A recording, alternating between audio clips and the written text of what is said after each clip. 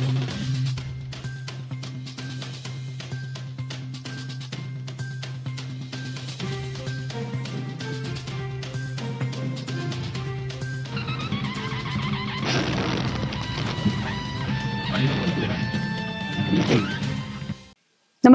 आपण पाहता Hirkani news. Hirkani news प्रत्येक क्षण ताज्या घडामोडी आणि महत्त्वाच्या प्रत्येक बातमीसाठी नेहमीच.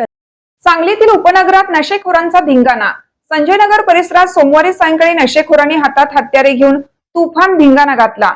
विविध ठिकाणी वाहनांची तोडफोड, खुर्च्यांची मोडतोड आणि नागरिकांना धमकावण्याच्या घडलेल्या या घटनांमुळे संपूर्ण परिसरात भीतीचे व दहशतीचे सावट पसरलं आहे.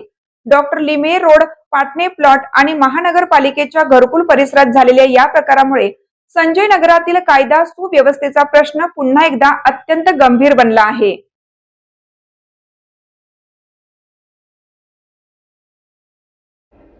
सोमवारी सायंकाळच्या सुमारास नशेत धुंद असलेल्या टवाळखोरांनी डॉक्टर लिमे रोड परिसरात राहणारे काँग्रेसचे युवा नेते दीपक माने यांच्या घरासमोरील खुर्च्यांची तोडफोड करून धुमाकूळ घातला.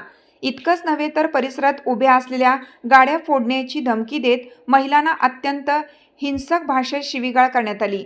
या घटनेनंतर पाटणे प्लॉट भागातील खुर्च्यांचीही तोडफोड करण्यात आली. घरकुल परिसरातील गल्ली उभी असलेली MH10C0573 क्रमांकाची रिक्षा हत्याराने फोडून नशेखोरांनी मोठे नुकसान केले. या प्रकरणी प्रतिमा दीपक माने वय 38 राहणारा संजयनगर यांनी संजयनगर पोलीस ठाण्यात फिर्याद दिली आहे.